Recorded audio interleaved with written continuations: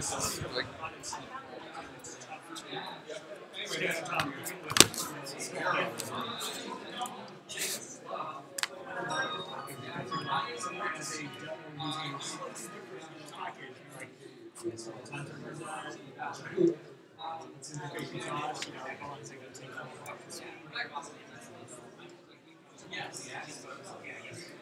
I mean, especially since I'm still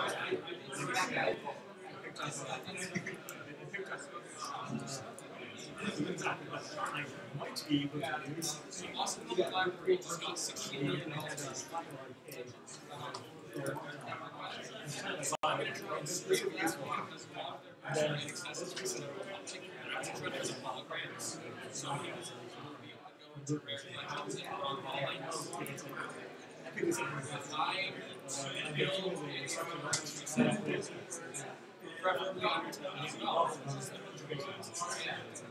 yes, you can do yeah, I don't know. I think it's that.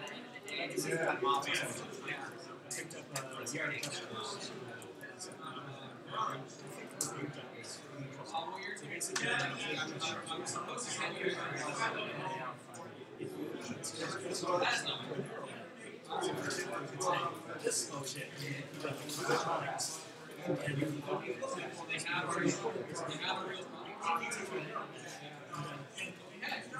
Do this.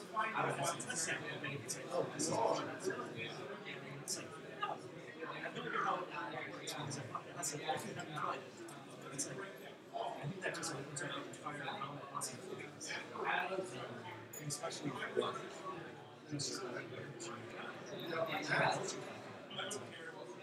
just keep on training.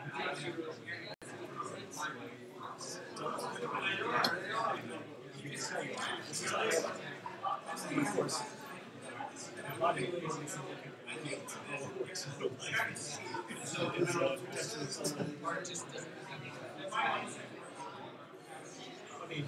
people got their lives and so it's like, I move this thing there, that's what we have is I've done this. Supposedly, in the future, we're going to happen.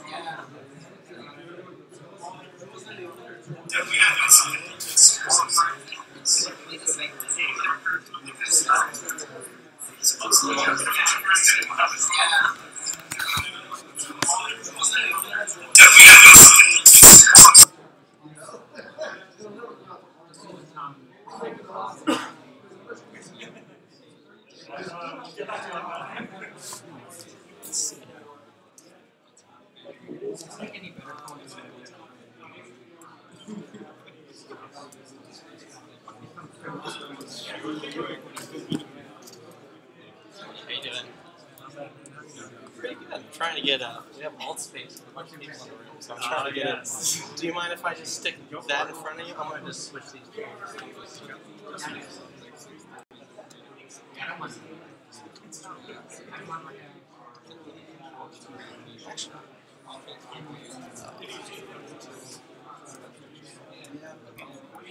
Oh, that's sort of right in your way. Maybe I can do this. what do you guys need to do? Or maybe who's back.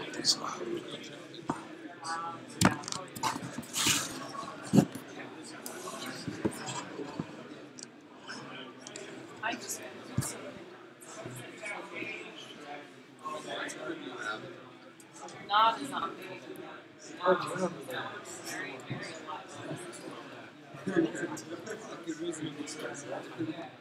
Yeah, I mean, I think it would make sense.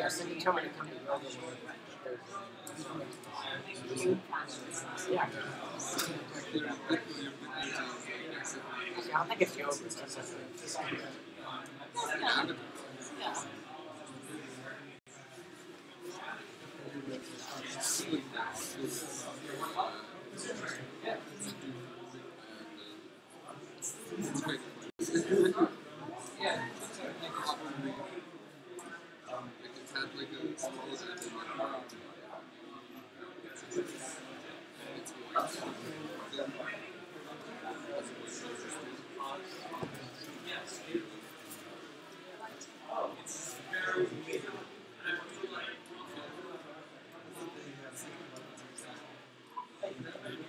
Like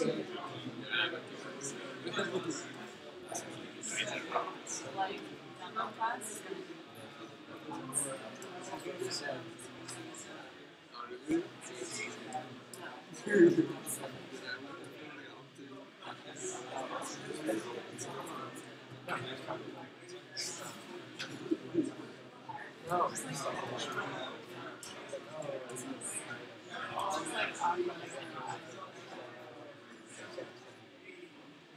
I haven't done it. So you with Boston VR or you with the audio?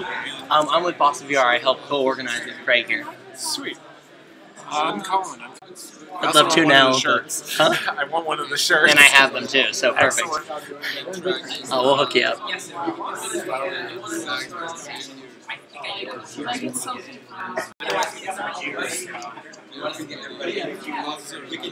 Why is the stream not working? They're pie.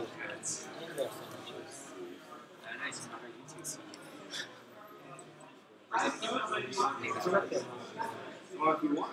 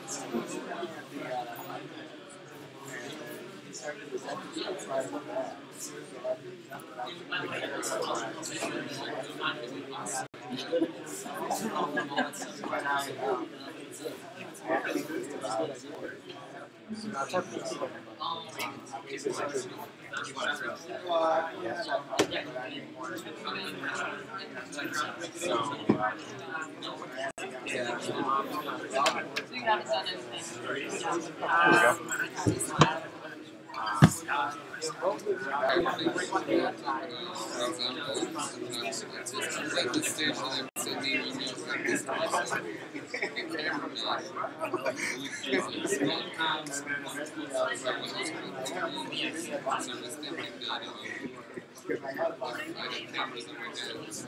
Thank you.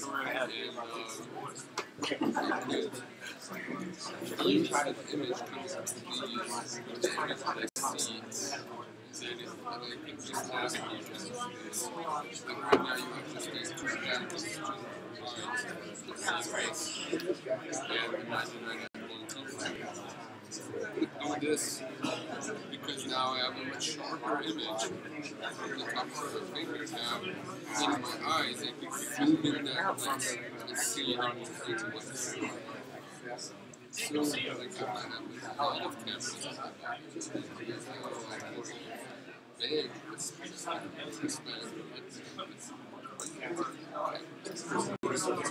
now I can essentially, even when I'm not in the building that has a camera, I'm sitting in the office space, I can get out of the body and things that we need,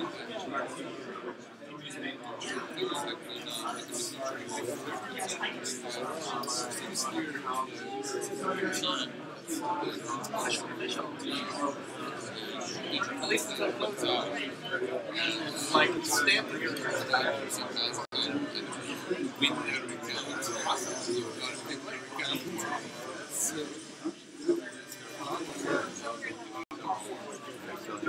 Oh, yeah, definitely.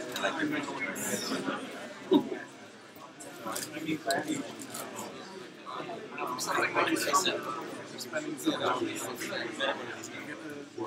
so little time.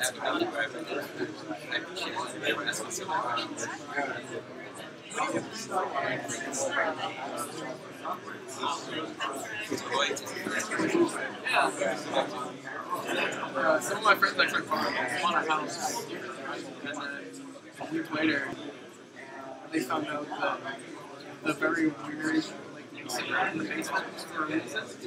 Water comes in and flows along it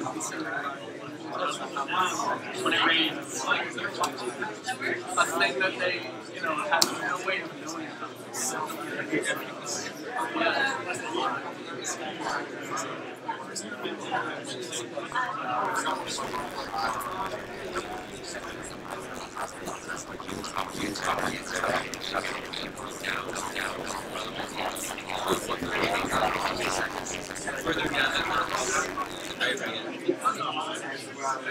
That guy is Yeah, we probably spent maybe like 4 or 5 hours. Not a lot of time. Yeah. Alright, just checking the mic here. 2.5.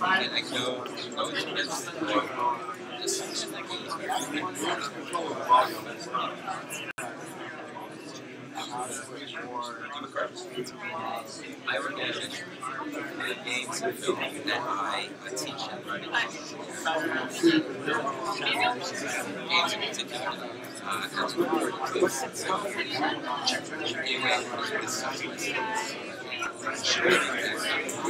No, but there's a lot of friends like Kotar. You can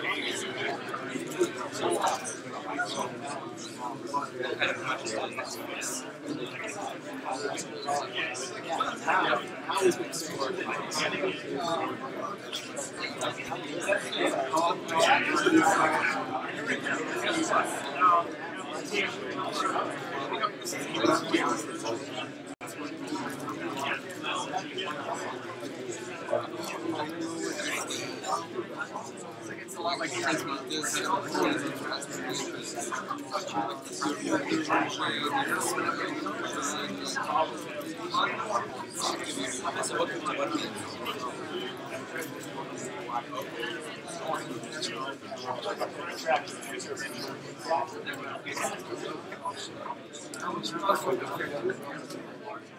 Alright, we're going to go ahead and get started.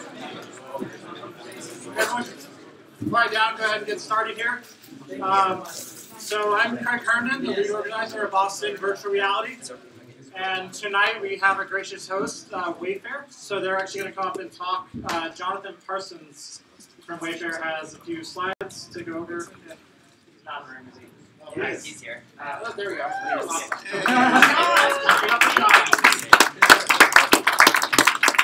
Hi everyone, thanks for the introduction. So you're probably wondering what I'm doing up here. My name's Sean, I'm on the product lead team at Wayfair. So the work I do, I hope you'll realize after I give the presentation, kind of unlocks like Wayfair's ability to use VR. I personally don't know much about VR at all, so like I'm kind of out of my element. But I think what you'll do is you'll find my work interesting, and it's very related to your field. This is better. So you can hear me now? Yeah. So I didn't say anything else, so starting my presentation right now. So all I'm trying to do is give you an overview of what my team does and how it relates to what you guys do, and so how it relates to like Mike and Shrenik and the other people on the Wayfair Next team. So the high-level overview is that my team takes, we ask contractors, modelers to model our furniture in 3D. And we take the models in, and my team's responsibility is to basically QA those models and make sure they're accurate enough, they're like a good representation of the product. And then that kind of unlocks the ability to use those models in cool ways. And so I'll go into little details, the whole VR, AR, like how those models are actually used. We haven't quite figured out. We have some really cool apps that are like kind of experimental, but that's the overview. I hope that makes sense. Hopefully you guys understand like what the different types of models are. this is the overview of what my team does. What I'm trying to show here is kind of the complexity of what my team does. So we take the .max models in, and as far as we know, we're kind of like the first company to ever kind of productionalize this idea of like taking a .max model and then rendering it into 2D images and then QAing the model and then creating that stream. So I guess we're not the first company to do all of that work, but we're definitely doing things that we don't think have been solved before, which is producing 2D images of 3D models at scale. And again, the whole point of this is to QA the models to make sure they're accurate. And it's hard to QA. We can't have our Wayfair employees put on headsets and QA them in actual 3D space. So what we do is we create 2D images of them. So you just go through the 4 steps. So first thing we do is we take the models that the supplier gave us. We use Python for this because in the early days of rendering, we were having like a lot of crashes because 3ds Max is not built for like high volume, high throughput. So we use Python to kind of monitor this process of like opening the model in 3ds Max, setting the lighting up, cleaning the model, because we're giving you some like 10, 15, 20 different contractors who all have different kind of ways of making these models. So then we get the model ready, and then we kind of rotate it and put it in different areas, different directions, and render a 2D image of it. Those 2D images, so that rendering is also a kind of hard to do at scale because, not hard, but we've had a lot of learning because rendering is inherently unstable, as you guys probably know. Things crash all the time, so we've built systems to like basically requeue these things and try them again if they fail the first time. So what we're trying to do here is take in like hundreds of models every day, render about 8 images per model for all of these products, and then put them on web pages, and then we have Wayfair employees look at the web pages, look at the 2D images, and see if they're accurate enough. If they are, then we have like a 3D model of our product, and then we can use that however we want to, and that's what it comes in. This is just just an overview of the system that I've built over the last 9 months. I hope you'll agree it's complex, and I hope this doesn't. If this interests you, I love this kind of thing. If it interests you, come find me afterwards, because this is the kind of system we built to deal with all Jenkins? This. Jenkins is just like a job scheduler. Yeah, there's a lot of like Wayfair kind of specific. Like stuff. some guy at reception who's to check all your work. You might do a better job on it. Domestic service. Right.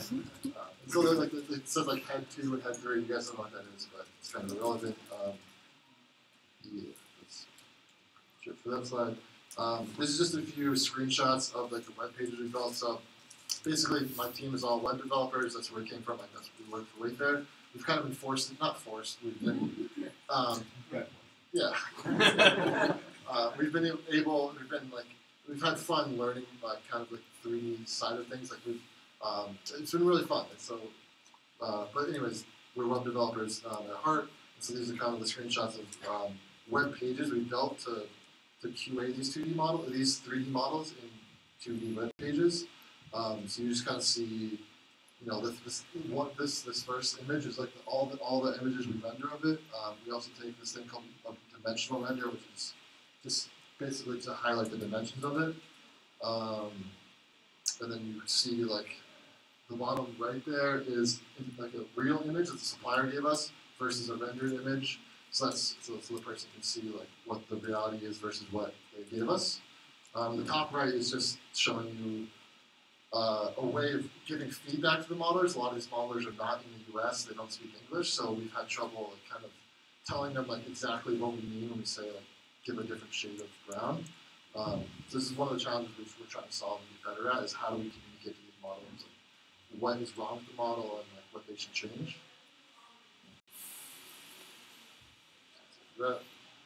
And now for the cool stuff. So basically, all what I just said was like what my team does to QA the models and make sure the models are good.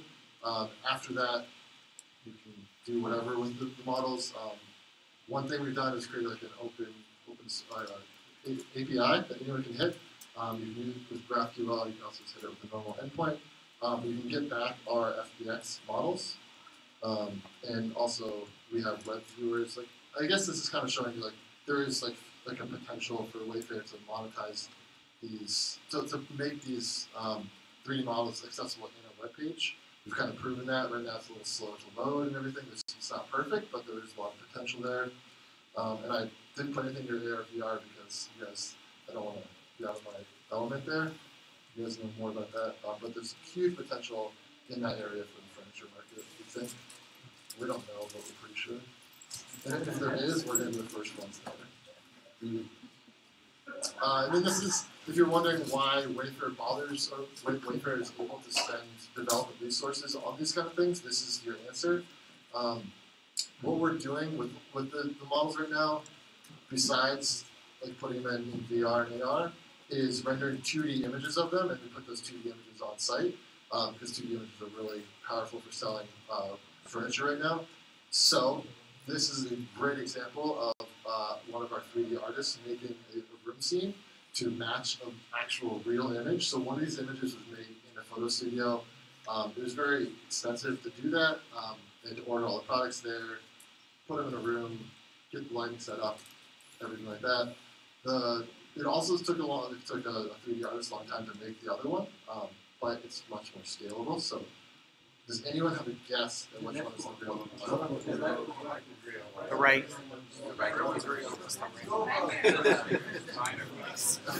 At first I heard a lot of left is real, but then you guys switch. I'm just going to show you. Right is 3D. Left is real. Right is 3D. Right is real. You guys switch.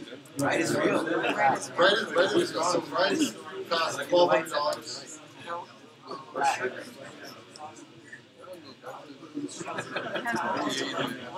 It's crazy, right? Like, you can't tell.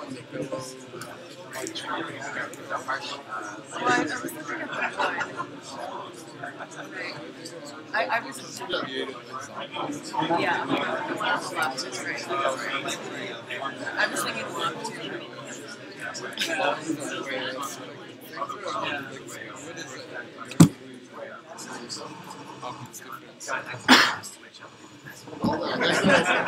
Next time I'll switch them to messy.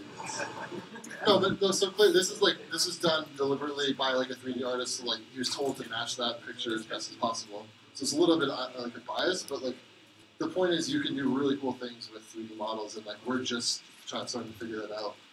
My team is kind of the team trying to like unlock this potential, do a lot of cool things. I really like what we do. If you're interested, come find me after and tell you more about it. And check our site and find all these pictures, right? Stuff like hanging Yeah, out. well, You can pick out the ones that we read. We have a lot of these images like hanging around our site. You might not notice, or you know, and it's, that's really good. Awesome. Thanks.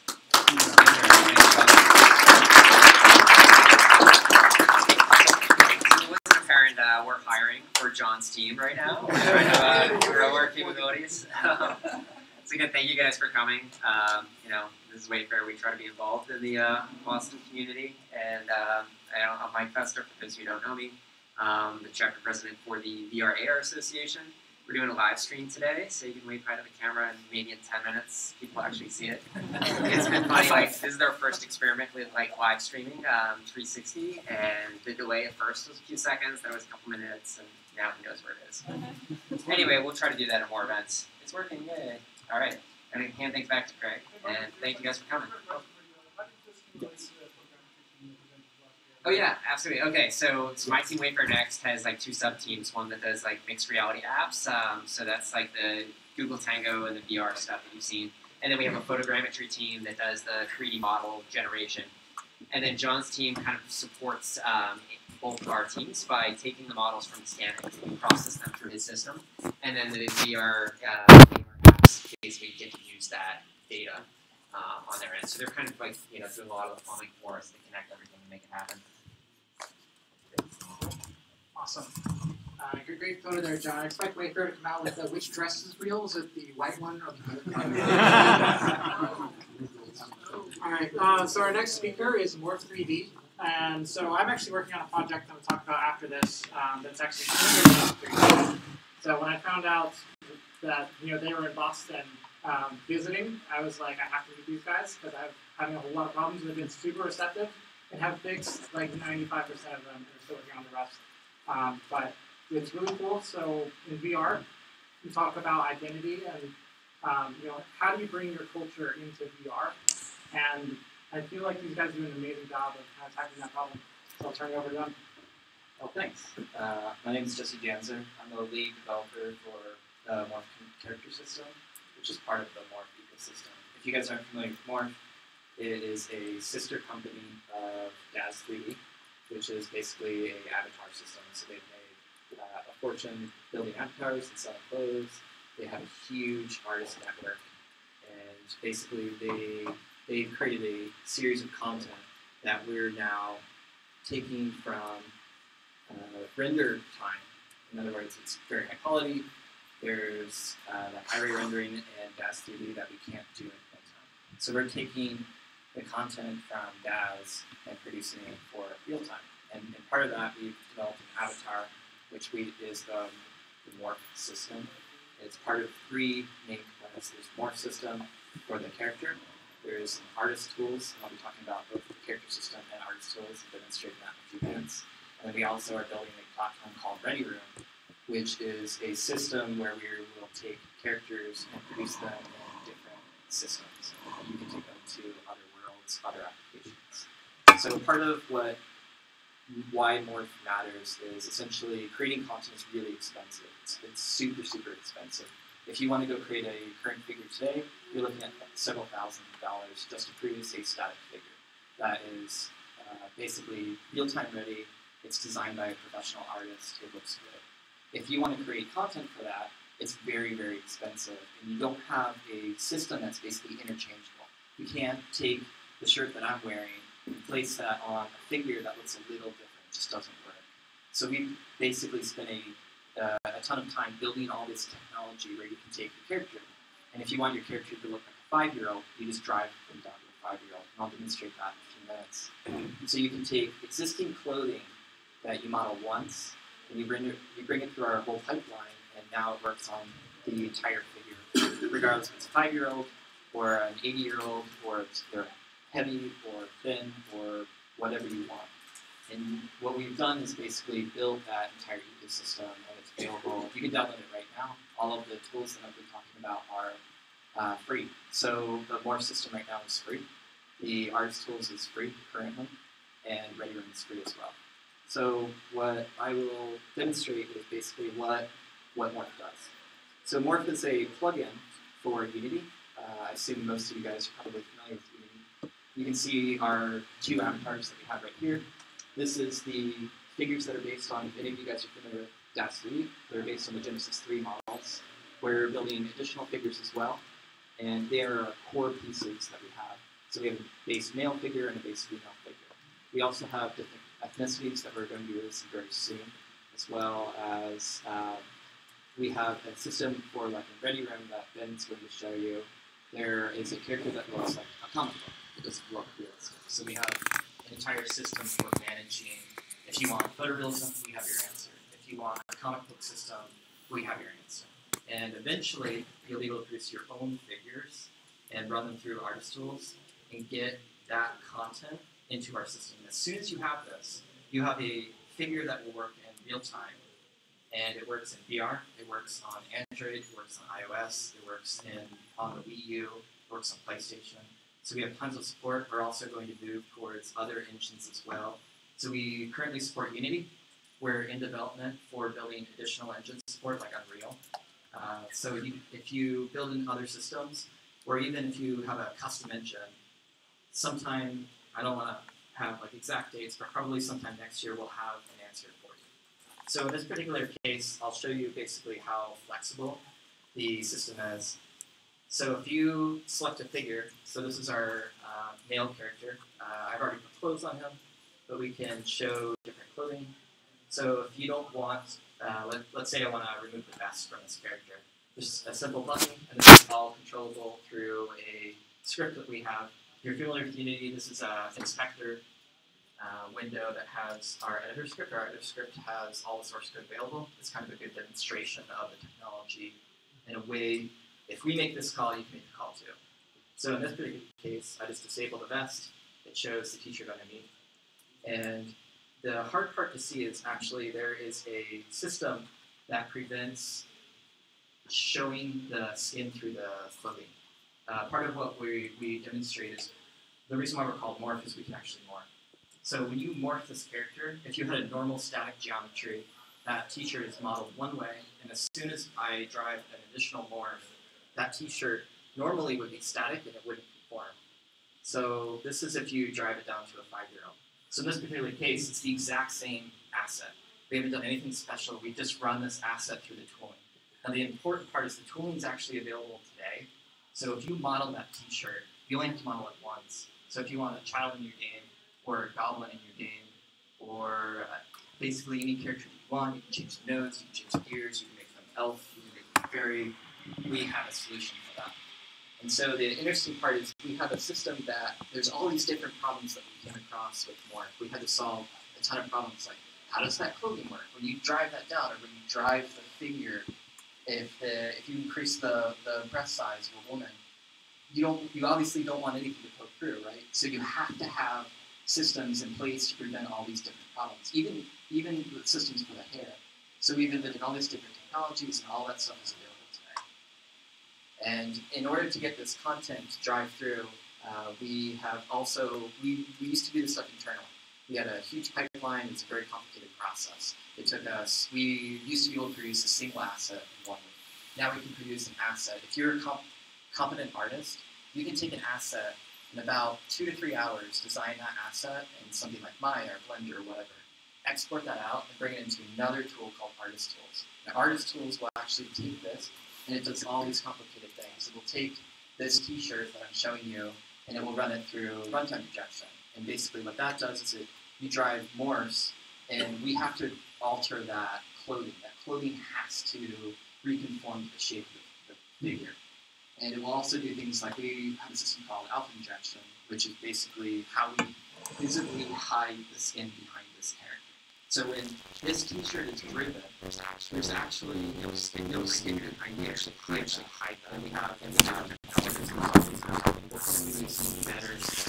feature for how we work on practice. Right now it's done in the shader. You guys are familiar with shaders, it's done in the GPU. With Ready Room, we actually invented a new technology that actually removes those polygons. It's even more efficient. That will probably be coming pretty soon in the next couple months. So we have another tool called Artist Tools that I can show you right now. Let's see if I can remember where I put it. If this shortcut works. So Artist Tools was recently released. We had it in development. We thought we would be done with it. It took forever. We announced it a long time ago. In fact, we were in Amsterdam not too long ago, and we were like, we're right around the corner. And we just ran into problem after problem after problem. There were so many problems that we had to solve, and it just wasn't simple. So the nice thing is we finally released it. It's better every day. It was designed around Maya originally, so if you are a competent Maya artist, you can go through and create your model currently and run it through Artist Tools, and it works great. And the first complaint we got was, what about Blender? So we actually brought a Blender contractor on. They came to Salt Lake City. If you guys aren't familiar, Morph 3D is based on Salt Lake City, Utah. And we actually brought them in-house. They spent 2 weeks with us, and they helped us out because they were a great modeler. They knew Blender in and out, and they walked us through all the problems.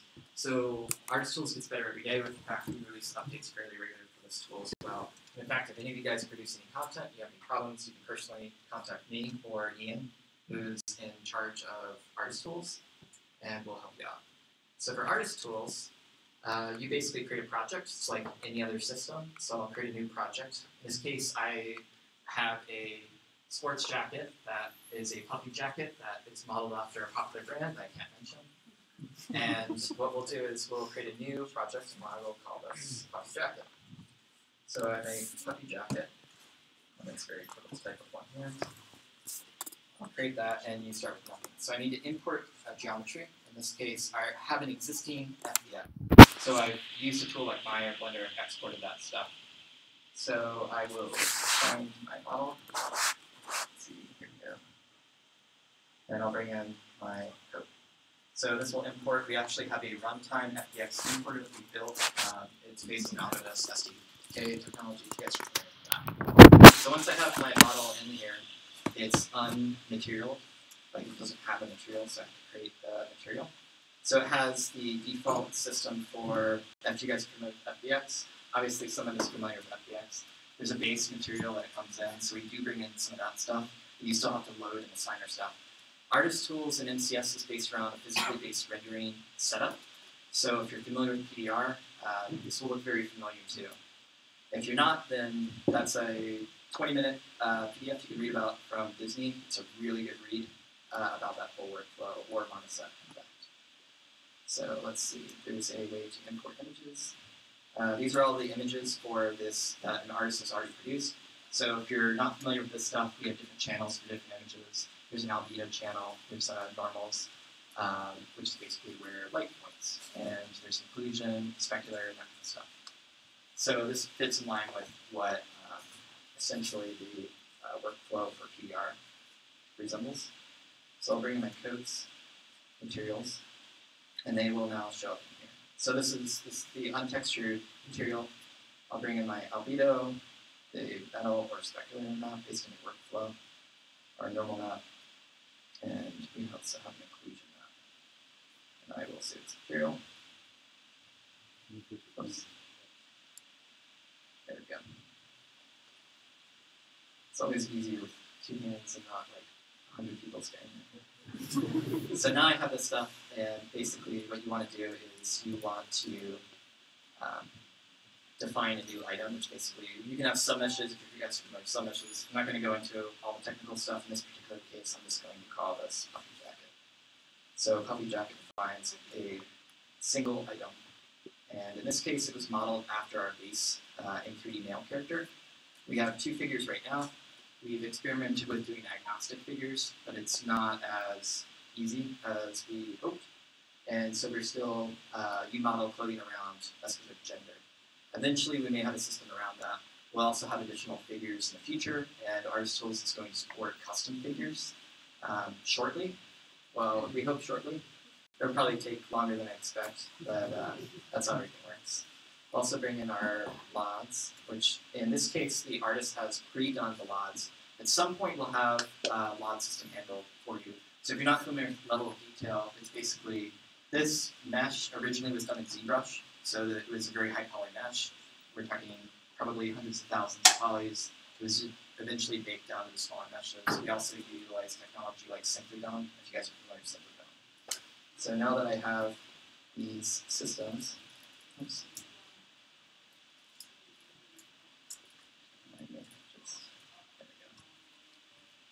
I'll save my mesh. And we'll define this as a cloth item, which is important for the MCS ecosystem. So now our jacket's defined, we go into something called what we call pre-flight, which gives you a preview of it. You can look at how the system would work as far as how would it fit on this figure. So you design this stuff in mind, based it around our current figure, and then you see the results here. So in this case, we actually have to go process a few things. This is where I talked about doing runtime projection and alpha injection masks. So we do, in fact, I'm just going to run this now, because it takes a few minutes. What is happening right now is we actually have our current system for MCS is about 400 morphs. So things like, I want to drive my ears, and I want to make them look like a fairy. Or I want this character to be tall or short or fat or thin or young or old. And what it's actually doing is it's going to go through and generate all of those morphs. It's doing that in real time right now, so you can see it processing these things. Thankfully, this jacket is done by a pretty good artist. It won't take that long. But it will also generate what is very similar to an inclusion mask. If anybody's familiar with inclusion masks, and that is our alpha injection system. And that's the part that will hide the skin. So as soon as this is done, it looks like it's about done. So it takes approximately 1 to 2 minutes to begin your stuff. You can export, and it generates an FBX from you. And now it's ready. It's basically MCS Vive.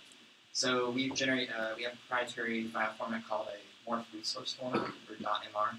This is actually going to be a streaming format, which is actually very neat because right now all of our current ecosystem revolves around FBX. If anybody's familiar with it, it's actually very difficult to get an FBX in at runtime. Unity solves this problem for you because they already have technology that imports FBXs and other systems, but it's only done in editor land. So you have to be a developer, you have to have the Unity toolset, and then you bring the stuff in, you have to be doing it during editor time.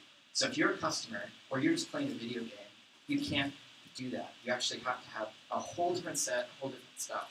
So the Morph resource format, along with what we're building, is going to eventually be streaming, probably this year, where we can have our content come in at runtime. You don't have to do any asset bundles in Unity, if you guys are familiar with asset bundles. Basically, the stuff just works. We've simplified the whole process and streamlined it. So now we have our puffy jacket, and I will, if I can remember where our project got saved, I have to bring in the puffy jacket. So let's see if I can remember. Let's see, puffy jacket. Sports. Here's our MI file. That's really difficult point. I'll bring this in, now it's going to import. Now the interesting thing about this is we actually have to do all sorts of weird compatibility checks here. This is actually why it takes a little bit of time. So we actually bring in our Morph resource file, and it comes in and it will reconvert the blend shapes. Behind the scenes, everything is done through blend shapes, which if you guys are familiar with Maya or Blender or deformers, that kind of concept, you'll understand what that is. So when you drive fairy ears, it's actually a blend shape that moves things. In addition, we also have this system called joint centered transforms, which is a little bit different than just blend shapes, where we actually rescale the bones. So when you drive a 5-year-old, you're not just getting a blend shape that makes the face look like a little child. You actually adjust the bones, and the bones reproportion themselves into the system. It's actually, it's pretty interesting. In fact, how it works. It's called our JCT transition system, and inside of NCS, maybe you guys are familiar with that process. So here's our puffy jacket. It's now an asset. We've generated our asset right here, and this is also good.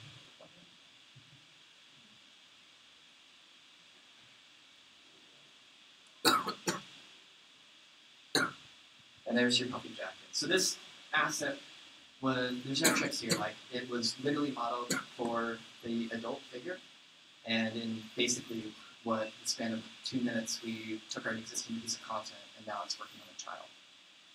And this is an ecosystem that is now utilized in ReadyRoom, which is a process that Ben Hessen is going to talk about. He's the lead developer of ReadyRoom. So that, hopefully his stuff will work on the display, so we'll have to give him just a minute. Okay.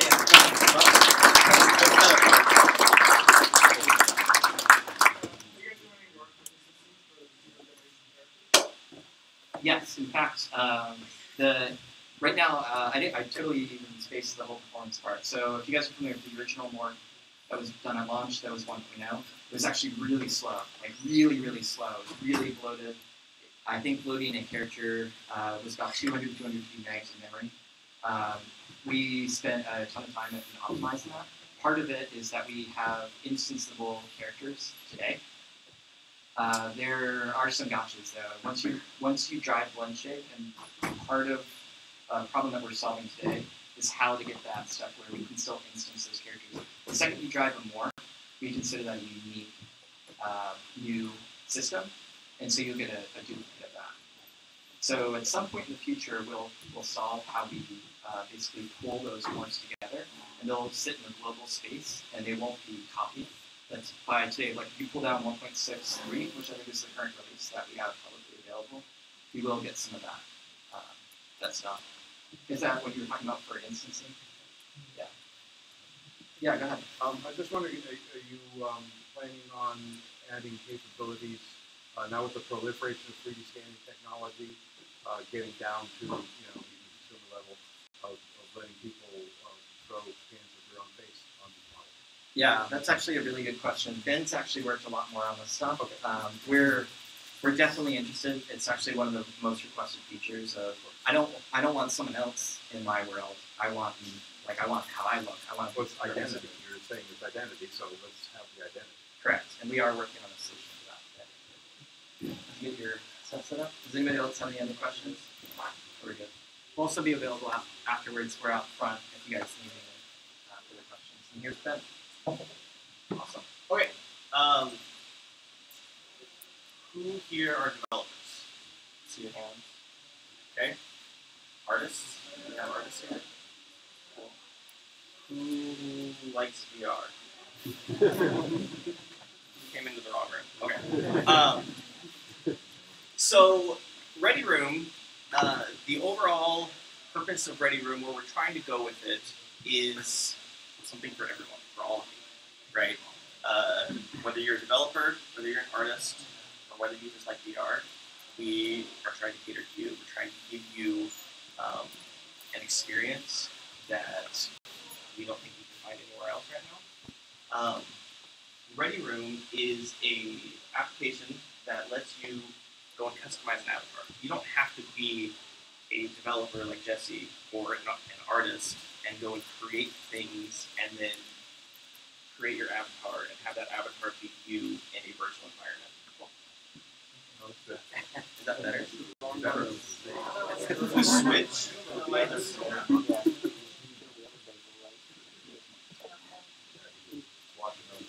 it is watching on the screen. And it looks a lot better on my computer. I'll say that right now. It's cool. You guys do that. So, let me get into this. I don't have tons of time, but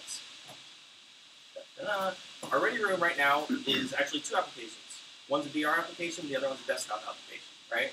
Utilizing the same type of technology that Jesse just barely described, the Morph Character System, and then using content that, in this case, it came through our DAZ ecosystem. But in theory, you could also have content coming from the artist schools, right? Somebody goes and models a shirt, and they could bring it in, and eventually we'll be able to bring it into an application like Ready Room. That looks so much better. Okay, so here's a guy that I made. Actually, I did not make. Who made this one? Somebody here for the demo. Somebody did. All right. So let me go here. Let me make a new guy. We're gonna call him. Ben. I'm not calling myself. And we'll go through and we'll just kind of randomly choose stuff. Like Jesse was talking about, we're trying to support what we call styles. Right now, we just incorporate what we refer to as our UK style. So it's kind of more stylized. We've got our textures to support that, right? So you have those hard lines, not as photorealistic. And then I'm going to go in here and I'm going to start customizing. We're going to go. Where are you going? All right. And keep in mind, this is just a small piece. Jesse explained we have over 400 morphs, right, as part of the Morph Character System. We took a subset of those, and then we took a subset of that, and that's what we put in Ready Room right now. We're slowly going to be adding more and more customizations. So what you see right now is just a small portion of what you're going to be able to do. Keep in mind, this is available right now on our website. You can go download Ready Room and use it. So I'm going to bring the eyes in, I'll go down a little bit. Alright, so let's add eye color. It's misunderstood. Alright, so there's my misunderstood guy. I'm going to give him that hair.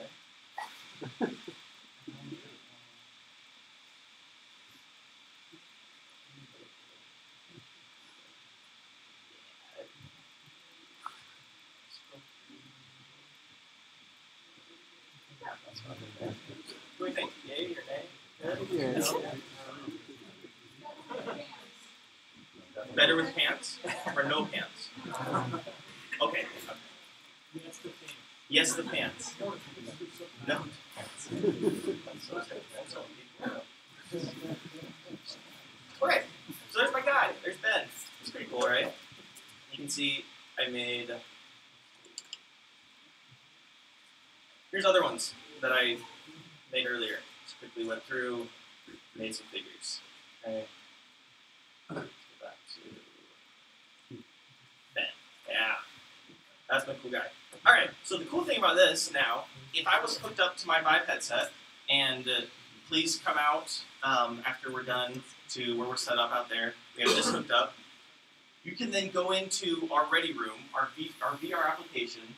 We give you the same types of controls that you just barely saw, right? Like you can go and change your shirt, you can look in the mirror, I'm changing my pants, and I can see in real time as my pants are changing, right? I can grab my hip, and I can move that hip height in real time. I can watch my hip as it's going up and down, right?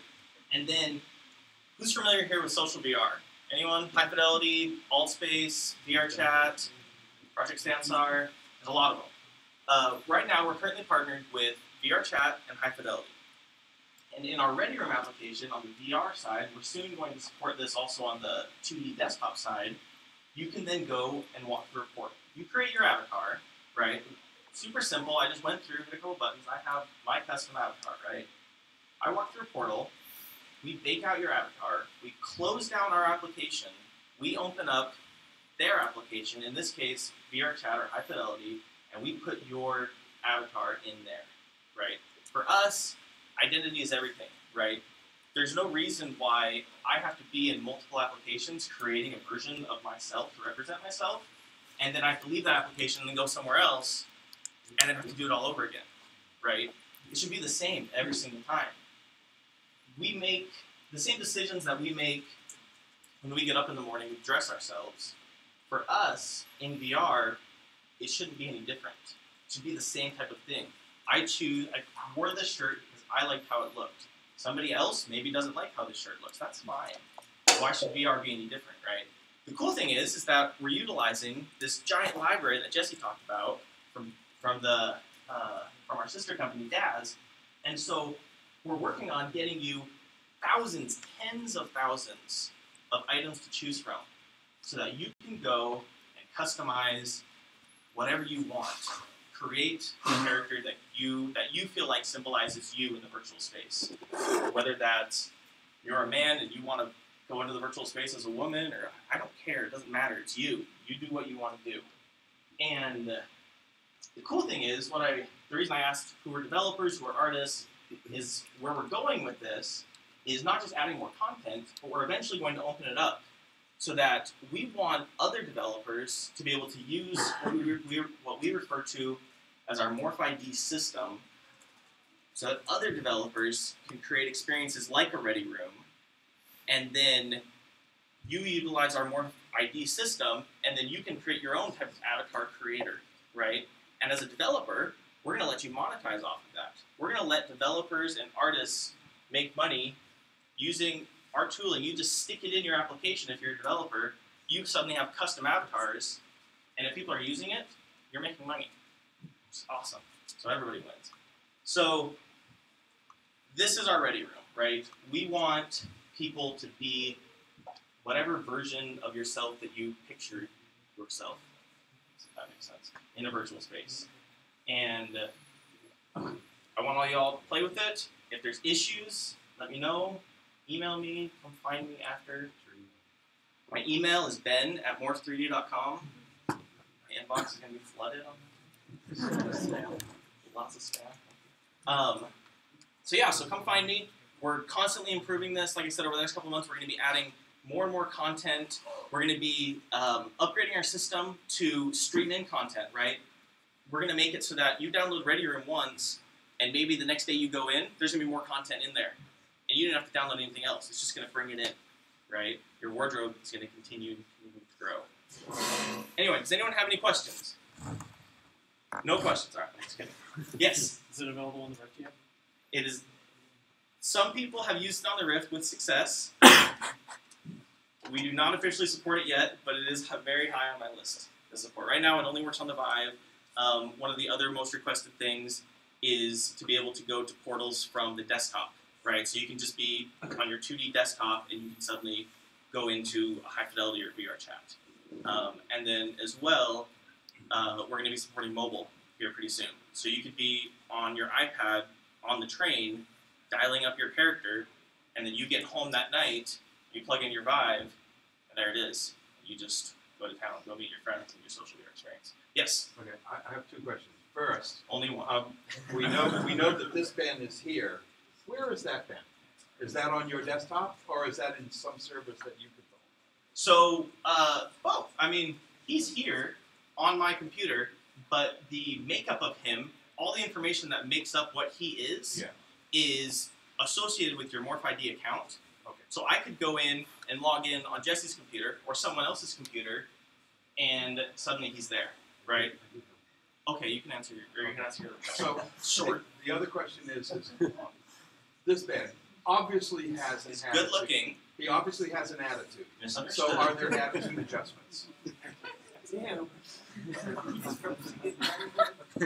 Never asked that. Well, I mean. Is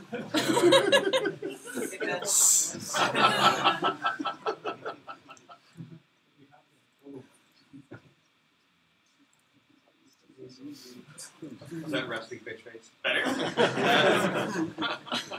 No, I mean like. I will not be accepting questions about the face and the eyes anymore. Yes. Sorry. Yes. You mentioned there are thousands of shirts. Yes. Hitting them one at a time. Correct. Is very painful. It will have a major UI update. Keep in mind, this iteration, we came out with this about a month ago. It was just, we wanted to get it in the hands of people as soon as possible, with all of its flaws. And one of those flaws is the UI is horrible. And I completely understand that, and we're in the process of fixing that to make it a much better experience for you to go and choose from thousands of things. Yes? Is there any portability of signature gestures or animations? Any portability of signature gestures or Well, animations? it's like Not yet. Ben's wiping his forehead every 2 or 3 minutes. So, like, what else have you got? That's what I was getting. You want more You're not animations? happy with it? It's hot like here. that. It is very hot in here. Yeah, specifically about that, we've recently got in touch with the motion capture system, and we're actually in the process of building that kind of stuff that's going to solve that exact problem. So those animations will actually, at some point in the near future, actually be included, and that will be different idle animations that you can swap out. Is there anything you can draw on from the DAZ library? Yeah, absolutely. So most of the DAZ library, obviously you're familiar with it, is wiping your forehead. That's also true. But most of the DAZ library is actually poses. In fact, I would say the vast majority of it is for posing systems. A lot of people, they take the existing DAZ content, they export it, and they bring in something like Motion Builder and develop systems outside of it. So we can utilize some of the existing stuff. If you're familiar with DAZ, you can actually bring those out. If you're familiar with Unity, you can actually import them in, because Unity has Mechanism, they just work. Right. Yes. I got a question. So blood shapes are known to be like RAM monsters, you know, like when you plug in so many of them, they just start to bottleneck the memory. What is the application of this for future mobile development? Because this is part of MTS. So this is actually why we developed, internally we developed something called 1.5, which was our original release of MCS, had all those blood shapes baked in. You had, I think, 300, if I remember correctly, 350. Each one, because it was a full thing for like a mod 0, which is 30,000 polys, was, don't quote me on this, 1.5 megs, or 1 meg. Plus all your clothing, right? You're going to have 350 morphs for blend shapes for all your pieces of clothing. Yeah, so you would vary. Oh, sorry. Go ahead. So like so how does it perform in mobile? Did you guys get to test it on? So that's where we're at today. So we internally made a release called 1.5. If anybody was on the beta list, they got access to that. There's now 1.6 that's publicly available, and we solved that problem. So in 1.6, in the previous thing before you saw Ready Room, when I had the figures as the base figures, they had no blood shapes on them, 0 blood shapes. So their mesh cost, and this is another, don't quote me on this, is somewhere in the realm of like 5 to 10 megs. If I remember correctly. Yeah, probably. Someone's going to call me out on this. When I drove that 5-year-old morph, it then added another meg to drive that, just for that mod 0. So in the case for mobile, you have to be a little careful about what you do. But we will have a solution for baking that. So once you're done, you will get to have a system, and Ready Room is part of that solution, where you'll actually, let's say I don't need to be able to drive dynamically a 5-year-old. I just want faces. Yeah, I just want a few baked in, emotions. so you don't have to worry about all the blend morphs that's stored. Correct.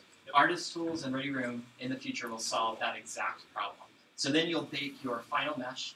You'll have your facial animations that you would traditionally have in a game, or you might opt to use bone movements instead, or both, and that's how you'll get there. And that's available today, so 1.6 does have all of those optimizations outside of baking. Yes. I guess, so when you were modeling the original puffy jacket brick, Puffy jacket. You were using the standard model that you've been made. Is Ben here comprised off of that so that the morph knows to go from this to Ben? And then if, say I had made Ben as my new model and then I wanted to build things for Ben, when I build them and if I was building them modeling off of Ben, is it easily translatable back and so forth? And like, or is that? Yeah, it's a tough problem, right? Okay. So in that case, the figure that you see right here, that was done by a very talented artist in Salt Lake. They made this system called Nikkei. Nikkei was a standalone figure. It wasn't re-sculpted from Genesis 3. That's our base figures. What he then did, and what we'd like to do eventually is automate this process, is he took that and he morphed this character and he matched the male figure. Eventually Artist Tools will take care of this. That's all he had to do. He made one morph. So he had one blood shape to get it down to the original thing. Then what he did is he ran it through our tooling, and our tooling created all this additional web shapes. So in this particular case, you could model, and not today, but in a few months, you could model Puffy Jacket for this guy. And we will deproject that Puffy Jacket, because we know you would say, this is the model, this is the figure that I sculpted around. So let's say you sculpt around a child. You create a piece of like Oshkosh, and you design a pair of overalls for that little kid. And it's way easier to sculpt knowing what your target is. You don't want to sculpt a kid's set of PJs or whatever on an adult. It just doesn't work. And so what you'll eventually be able to do is bring in that figure, you create a custom figure. We'll then deproject that because we know how to get back to our base figure mathematically, and you'll have it. Now the further you go, you'll have a little bit of precision issues. You might have to make some corrections. We already know that because in the original tooling for DAZ, if any of you guys are familiar, there are artist corrections. You can go through and tweak. So when we do productions, it's not perfect. It's close. It's good. In many cases, it's fine. You don't need to make a lot of changes. But we do know that an artist will be, they'll get picky. They'll go and say, no, that zipper got a little bit crooked. I don't like that. So yeah, we're very aware of what That's what I was going to ask next. Is do you currently have, or are you planning into the system to have it that you can, as you're modeling something out and you let it take something, I built it on Ben and then I want to take it to 5-year-old Ben, and it is dealing with overalls. Like, so the overalls, the Oshkoshes on 5-year-old Ben will be fatter and thicker than they would on adult Ben. Can I say lock this transform on this part of the model, but then let the rest of it become active depending? Yeah, that's what we're going. So we actually have there's a concept called rigidity maps, or what we might call projection maps, which is basically you're going to be able, as an artist, going through and paint. Yeah. You might say, I don't want this button to scale. Like the button's the button. I don't care if I'm an adult or a child. It's always 1 inch. So you can go through and vertex paint that button and say, I want you to reposition this, but I do not want you to stretch it. Or I want you to rotate it. Let's say you have a hard breastplate, right? You're building a piece of body armor. You want the breastplate to actually, maybe you want it to bend a little bit, right? Maybe you want it to conform just a little bit, but you also want it to rotate. And we're currently working on that technology. So it'll be very similar to the same way of painting inverse schematics and models and all that stuff. Correct. It'll be, if anybody's familiar with painting skin weights or any of that kind of concept, you'll be at home. Yeah. Oh yeah, it depends. Oh, we have to end. We'll be at the front. Oh, go ahead. We'll do one more. It is about just the outer, can we randomize this and see it from solved out? Correct. You can randomize this. In fact, there's a whole bunch of scripting stuff. I could go on for hours about how you could do that. But that's the whole point, right? You can instance these things. You could bake them out. You could say, I only need these 5 morphs for the whole crowd. That's how I'll make my diverse characters. And the goal that we have is you have one mesh, one copy of memory, and we're working on that technology to make it so you only have one instance of memory. But yeah, we'll have that crowd concept probably solved not too long. So, and then I think we gotta go. We'll be in the front. Thank you. Awesome. So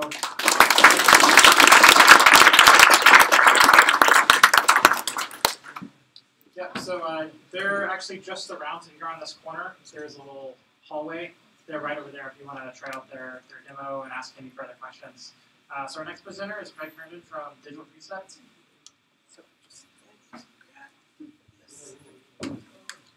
All right, there we go. All right. Wow.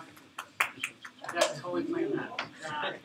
All right, so our game is Kung Fu Shadowfist. It's a reimagination of old side-scrolling brawlers. So games like Double Dragon here are our inspiration. And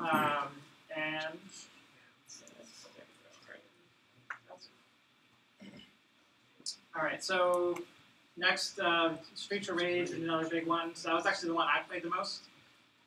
And yeah, so to give you that idea of like what kind of genre you're going for. And we kind of asked the question, what does this genre look like in VR, these old arcade, scroll, beat 'em up kind of games?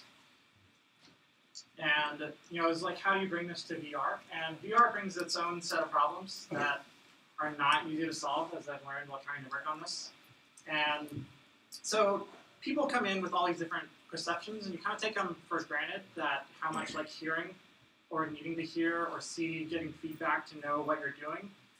Because like when I touch something, like there's a whole lot going on here of just like even the vibration, the hearing, you know, I'm feeling it here, and with all of that, like, it doesn't translate as well in VR, so user feedback is very difficult to figure out how do I tell it, because right now we can't do it exactly like it's done in the real world. And so the two basic things is you can either push it or you can pull it, right? So that's where the duct tape analogy comes in. And so one of the best games that I've seen that kind of takes into, you know, how do you do the user right? And you just kind of anticipate what is the user expectations, and you kind of meet them. And so Alchemy Labs has done an excellent job of that. You know, you can go up to the copy machine, scan your brain, and then just boom, there it is. Brain comes out. So a few things. You know, everyone's heard VR make you sick. So if you're intoxicated, you know that's going to throw off your inner ear here, and it's going to make you a little bit dizzy. So just don't drink in VR. And so one of the things that we do, like if you play our demo, it's only 5 minutes long, because right now people in general don't want to spend 2, 3, 4 hours in VR. They just kind of want to spend 10, 20 minutes, take a break, come back. So you have to kind of think of that when you talk about how long your experiences are in VR. So when it comes to like making big gestures, or just like going all the way around, or making them reach for things, people don't want to do that, and they actually get tired very quickly. So what you want to do is kind of have, you know, the general user interaction in this torso space. So the fidelity contract is when you have the relationship between user developer and the user and their expectations. And so when they bring in their own perception of the real world, they kind of expect it to work that way. So for one example, there was a game that had a very awesome like park kind of area, and you could do all sorts of things. You could kick the soccer ball, throw things, like everything was interactable. But if you went to the fireplace and looked at the grill, there were hamburgers, and people complained about the entire thing that the hamburgers couldn't be flipped. And as a developer, you're just like, why would you even want to do that? But people just, they're actually like going in seeing like, am I in VR? But as soon as like that can't be flipped, then you've now broken the fidelity contract, and they're taking, oh right, I'm in VR, I can't do everything I can do in the real world. So it's very important to try and keep that immersion going. So the next thing is locomotion and how you move around. So budget cuts was one of the first ones back when the rules were still that you don't just want to teleport instantly. A lot of games do that now. But at the time, like you had games like this. There's another game where like you put a hat on and then it teleports you to the next location. But these are one of the early kind of motion moving around in VR. So the next thing is this is what we came up with first. This was the very first, like, I want to say like a month or two of work of just trying to get the kinematics working when you punch a dude and making it like feel realistic. And as you can see, our models are just like basic Unity models, but we're just trying to get this thing working. So here you can see our little ninja guy. He actually like jumps around rules and that kind of thing. So we wanted to do different kinds of enemies in the game. And what we ran into is that just the models alone, just people were like, why are they like this? And it just kind of, again, like dropped out that immersion from the players. So that's when these miracles of Morph 3D came in, where we have this base model, and now instead of telling someone to spend 80 hours on a 3D model, we can now, instead of paying them like $3,000 or $4,000 for a professional to do it, we can just have them spend like 2 or 3 hours building a model, and then we just go through the character creation system, and then put that on our character, which allows us for like very fast prototyping. Just seeing like, even does this work? Does this fit the art style? Does it work with like kind of colors that we have in the game? And it's very easy just with Morph to even just have this same thing and then make it look unique by just flipping colors on the character. So like here, this hair here, so with Morph, they have all these different types of hairs you can do, and what we do is, so for certain enemy types, we have them with a certain outfit, so that way like, oh, they're going to attack me with this style. So this is one of the basic grunts, and actually on our demo today, we only have the basic grunts that just kind of come up to you and punch you. And so anyway, we kind of give them that punk look to give you that 80s feel that we're going for with Streets of Rage and Double Dragon. So as you can see, like, we bring a lot of enemies onto the screen, and at first it was a bit of a problem for us because we were trying to put like 20, 30 dudes on at once. The guys at Morph 3D are like, why are you doing this?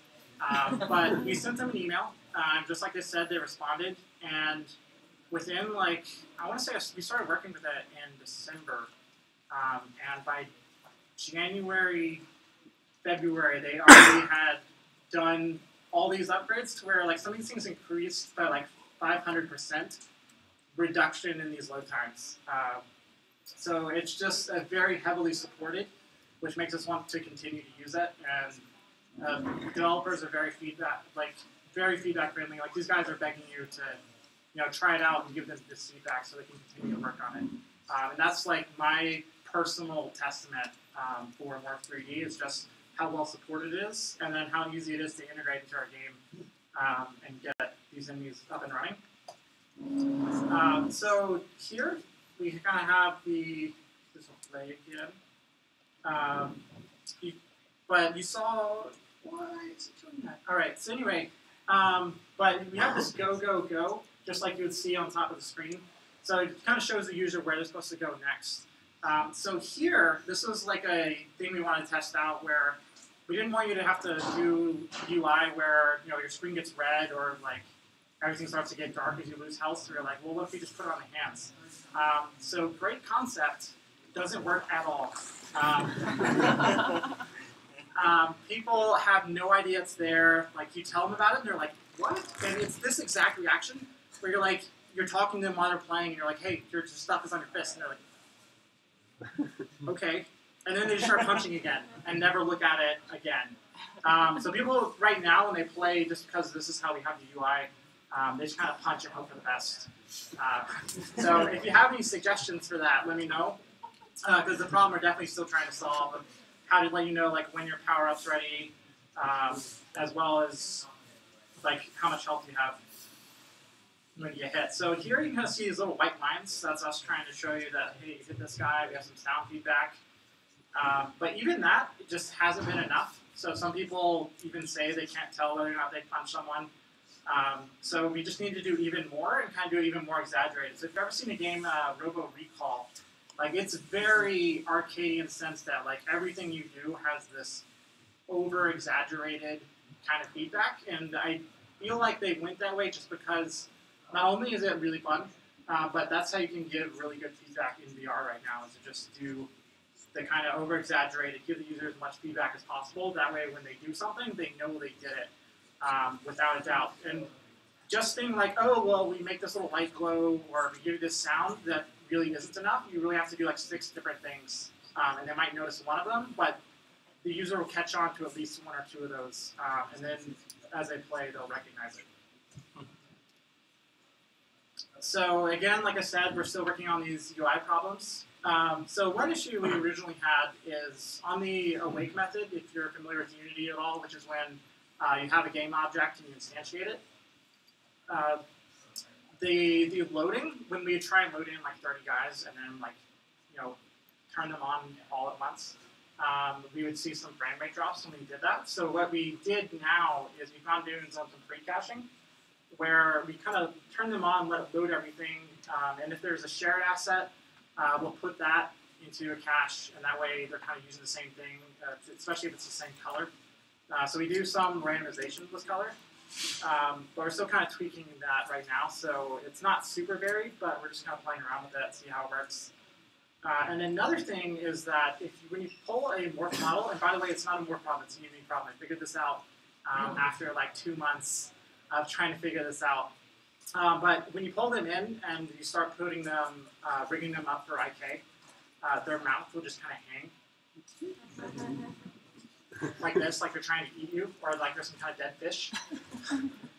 And so what we found out is that the default for Unity is in the animations. So animations have like all these different little features and stuff you can do. And the default is for the mouth to be open. I have no idea why that is or why they chose it to be that way, but that's just the default. So what we had to go in and do is like, we had to put a mask on the head and just make it create a fake animation that all it did was shut the mouth. So that was a fun one. So if you ever run into that problem, the Boston VR Slack, or kind of any problem, I'm more than willing to come in and help and answer any kind of questions you have while developing with Morph, because I've spent a whole lot of time with it as of late. So here's some of the fun stuff we're doing, kind of playing around with weapons. So this right here is a bat. So you kind of hit the guy with the bat breaks, just like that, and then you can go in and stab him with it after. So we also are playing around with those little robot enemies. So this is our Jansen Robo Bud. He's just kind of, that's his attack pattern, but we're still going to play around with that, but it looks kind of cool, like he's dancing. So right now we've even called the animation controller dancing. So how are we going to release this? And so the very first one I showed of just the guys in the dojo with that was actually enough for us to get greenlit on Steam. So we went to Boston Festival of Indie Games and we promoted the hell out of it beforehand and launched it on Steam Greenlight that same day.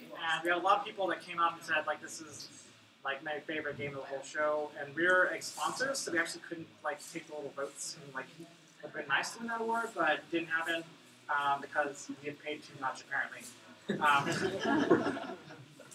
So we are greenlit on Steam. So that's. But what we've done is people actually come to us at conferences like PAX South, which we've been to, SVVR, VRLA, those kind of things. And they're like, how can I buy this right now? And you hear that enough times, and you're like, all right, so we didn't want to release it on Steam, because if you put a bad game out on Steam, you get negative reviews and your game's done for. So what we did do is we allowed people who like, all right, if you really want to do this, we'll give you a discounted rate, you can buy into it, and what we'll give you is that you can get access to our private forums, and you can give us feedback, tell us what's wrong, suggest things, we'll come in and fix it. You get all the updates as we build them out. So we're actually going to put a new one out in the next like 3-4 days, if you do decide to. But this is really only if you really want to be involved in the development process.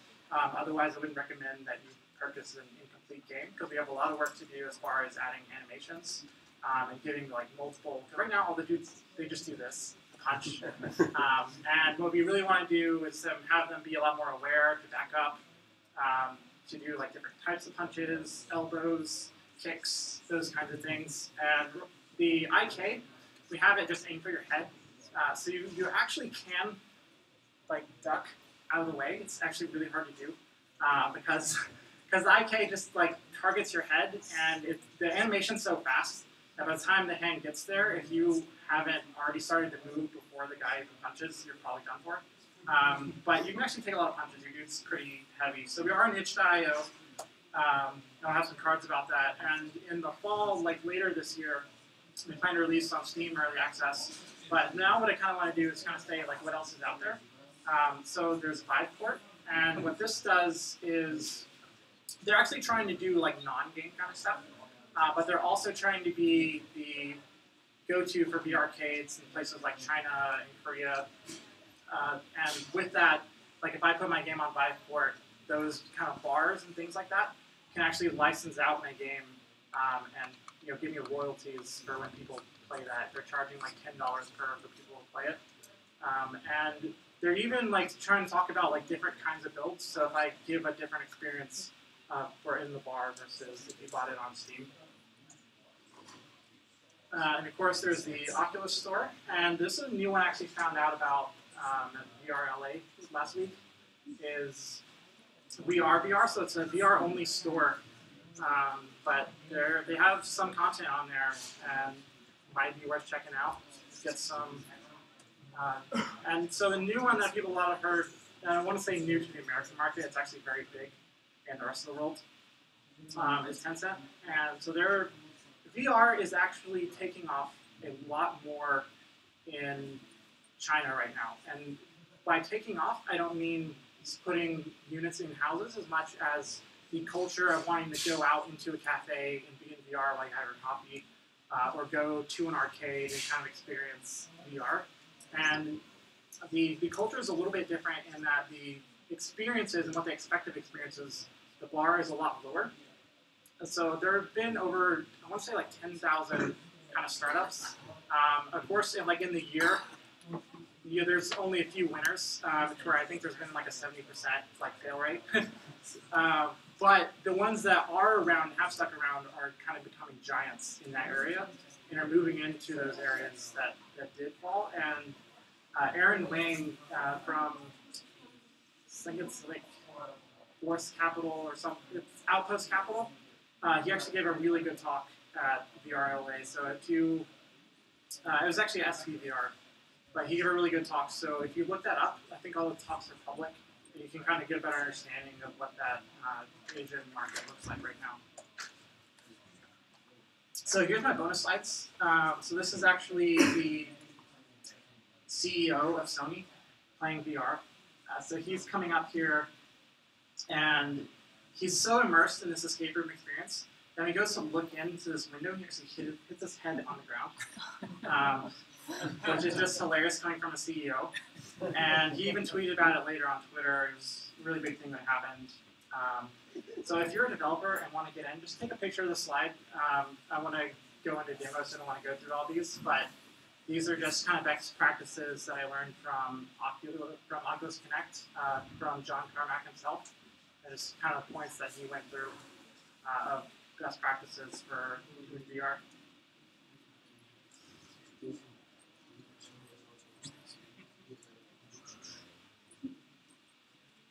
Awesome. All right, so one more. All right, anyone else? 1, 2. All right, cool. Next. So for people that don't know what asynchronous space warp is, it's TLDR. Breaking down all the complexity of it is that if it realizes that it's not going to produce a frame in time, what it does is actually has a buffer of frames. It'll actually go back and display the previous frame. If we're going at 90 frames per second, that's not a problem. But what this did is this is why the minimum specs for VR dropped. So you'll even see for Oculus, it's the i3 actually use that processor with like a 1060 graphics card. Which is absurd when I heard that, because before you're looking at i5, i7 with the GTX 970, which is not cheap at all.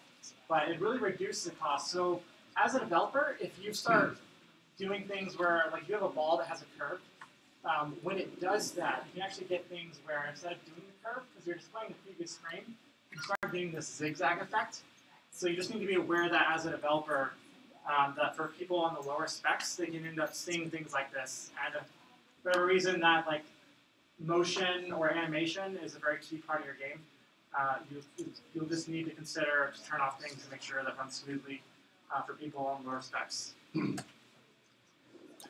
And so you're already here, so you are part of the community, but I just want to give people different resources and places to go on how to keep up with news in VR and where to like put your product once you have it. So once you do have a project like mine, all the different places that you can go just to get it out there, to get feedback for it.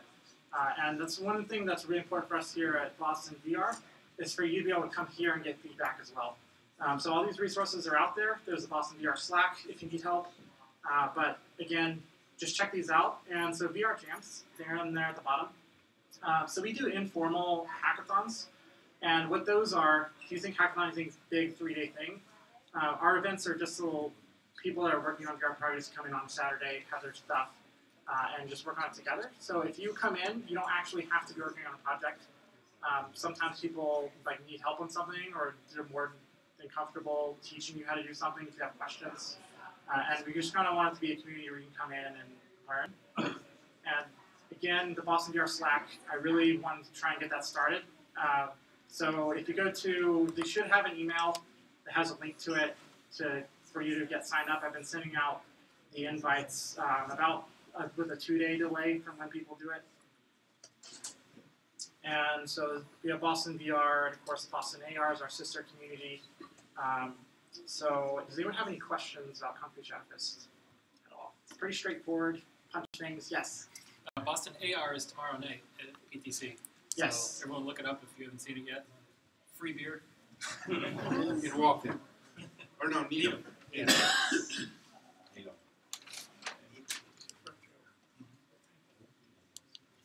You need them a car. I think there are carpools. All right. So welcome to our 53rd meetup. You made it. What? So wait for next already came up, but Mike, do you want to talk about these positions at all? Yeah, sure. Congratulations on the Google Play nomination. Yes. Nominated for AR category for Google Play. Good work joining the team.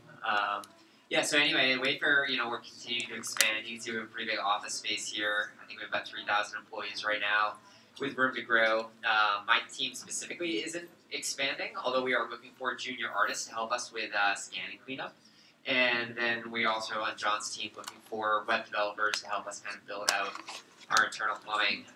But over time, we're hoping to kind of continue to expand the Wayfair Next team and bring in more like AR, VR developers. So kind of, your ears open. But at the moment, if you're a 3D programmer, you know MaxScript and Python. That's some skill set that we're looking for, specifically on our back-end development platform. So if you know anybody, send them our way. Very good, thanks. And then do we need to do the? Oh yeah, so apply at wayfair.com/careers. So just stay up. So we are sponsored by Discover Global Network, so they've generously helped us pay for things like food, and it's going to kind of keep us afloat for a while longer. But if you do know exhibitors or things like that, we're always looking for demos, reach out to people for us and just kind of send them our way. That's what's going to keep this community going if we continue to get people to come in. And so here we have our Demofest. So there's some medical VR, our awesome Morph 3D folks. There's no screen. Oh, there is not. Yeah, sure. Rest. Oh, that makes sense.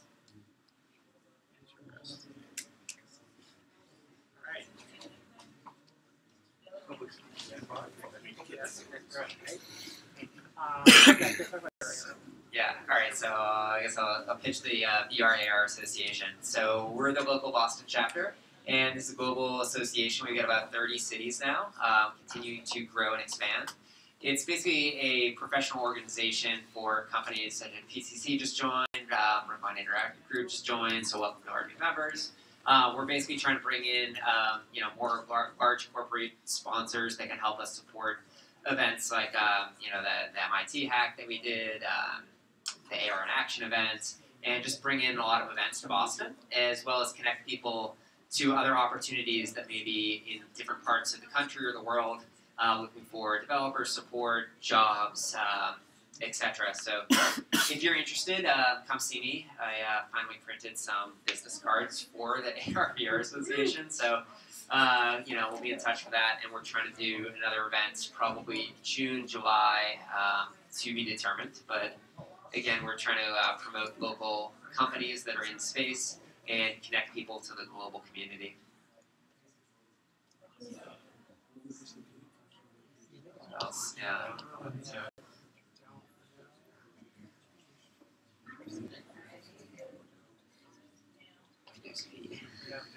Just like we're gonna freeform it. All right. All right. Well, yeah, just go for it. Yeah. So the Augmented World Expo, so it's one of the largest VR AR conventions in the world. So if you use the code Boston AR, you'll get a pretty sizable discount. It's all the way out in LA. I think it's in San Jose. So he just talked about the VR AR Association. So the Eco Hack happened this past weekend. So did anyone compete in that? Alan, maybe? But we had some people in our group who did really well at that. And so we're going to try and bring those demos here in the next... Nope. We'll just use our imagination. Yep. All right. So, but anyway, we're trying to get the people who were participating in that to come in to the Boston VR events and kind of show off what they did. So expect that coming up. Yeah. Yeah. With lots of slides. So there's an event coming up at the MIT Enterprise Forum. If you'd like to talk about it. Yeah. Thanks. Hi, my name is Jerry Wolosenko. I'm with the MIT Enterprise Forum, and we're running an event next Wednesday at the Bartos Theater at MIT. The event is What's Real About AR VR. We've got some interesting panelists. We have the fundamental idea is to kind of assess where the AR VR world is right now. We've got Sarah Downey, who's a VC. We have a senior engineer from Google who's worked on Daydream. We've got Microsoft, Gavin Bauman from Microsoft, and a couple of companies that are doing that have applications like Eric Malafew, who's done Verzoom, and actually one of the companies that presented here a few months ago called Primacy that has a marketing advertising application that essentially they're going to share their stories about how real all this stuff is. All the members of Boston VR get a $25 discount. All you have to do when you sign up is enter in Boston VR. The website is, well, all you have to do is look for, I don't think it's on there. Yeah, just look for MIT Enterprise Forum Cambridge and events, and then you'll see the event there, and just click on that, and then you can sign up, use the code, and it's a sponsored event, so we have food and drinks as well, and that's next Wednesday, May 3rd. We'd love to see you all there. Thanks very much.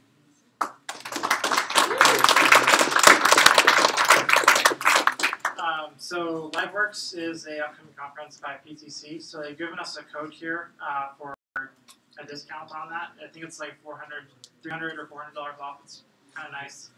But anyway, all this is in our newsletter. How much does that come to actually? I actually don't know off the top of my head, so I'm not gonna. Yeah. It's a professional conference. It's during the week, so they kind of expect your company to pay for it. It's about like $1,300. But if your company will pay for you to go, then use this code. So again, we have sister company Boston AR, and so again tomorrow night PTC. So it's all the way out in Needham. However, there are carpooling options. So if you don't have a way to get there,